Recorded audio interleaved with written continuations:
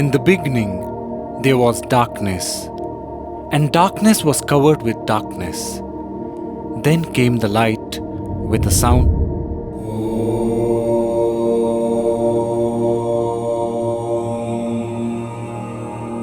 And Om gave rise to words or knowledge which got compiled as the Vedas. In the hierarchy of Vedic knowledge, there are 4 Vedas: Rig Veda, Samaveda, Yajurveda and Atharva Veda.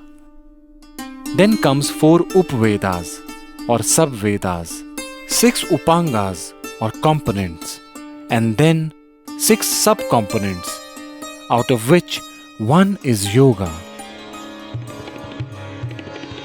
There are several types of yoga as well, like Jnana Yoga, Bhakti Yoga, Karma Yoga, Hatha Yoga, Raja Yoga, Mantra Yoga, Shiva Yoga, Nada Yoga, Laya Yoga, and many more. Rig Veda is one of the most sacred and the oldest books of human history. It is about 8 to 10,000 years old, and yoga is a part of this Vedic literature.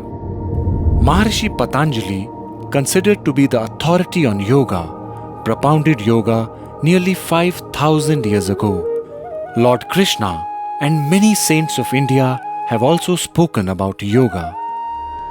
In the Middle Ages, the practice of yoga was confined only to the royal and the scholarly class. It was taught to students in gurukuls after passing a rigorous test. In the recent years, by the effort of many spiritual and religious leaders of India, the doors of yoga have been opened to the common man and to each and every human being on this planet. Yoga is the union of body, mind, and spirit. The individual to the universal. Yoga is realizing the connection between the finite and the infinite, the manifest and the unmanifest. Yoga is bringing harmony in thought, word, and deed. Maharishi Patanjali elucidated 8 limbs of yoga, namely Yama, social ethics; Niyama, personal ethics; Asana, postures; Pranayama, directing the life force; Pratyahara, turning the senses inwards; Dharana, one pointed focus; Dhyana, meditation; and Samadhi, merging with the self. Somehow, in today's age, yoga has become associated with only physical postures, whereas the central teaching of yoga is maintaining an equanimous state of mind. The Bhagavad Gita says, Yogaha karmasu kaushalam, meaning yoga is skill in action and expression. Yoga is not just exercise, it is how skillfully we communicate and act in any given situation. So here yoga is described more as a mind skill.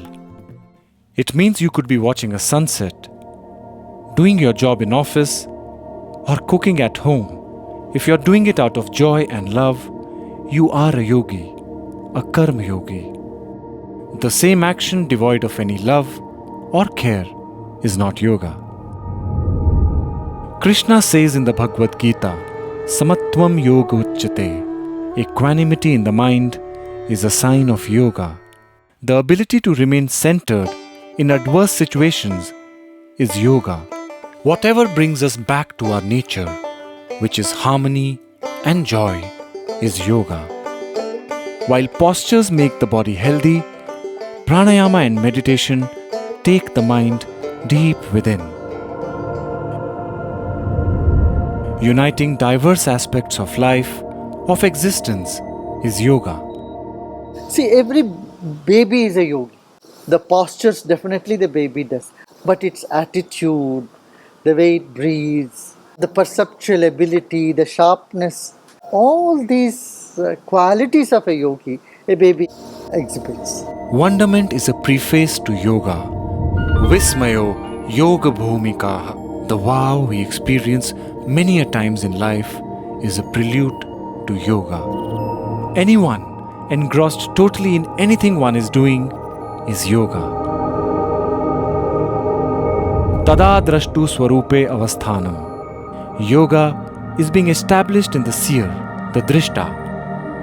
From the scenery, we come back to the seer. When one is in harmony within, the journey of life is calmer, happier, and more fulfilling. Life starts flowing in a direction to unite with its very source.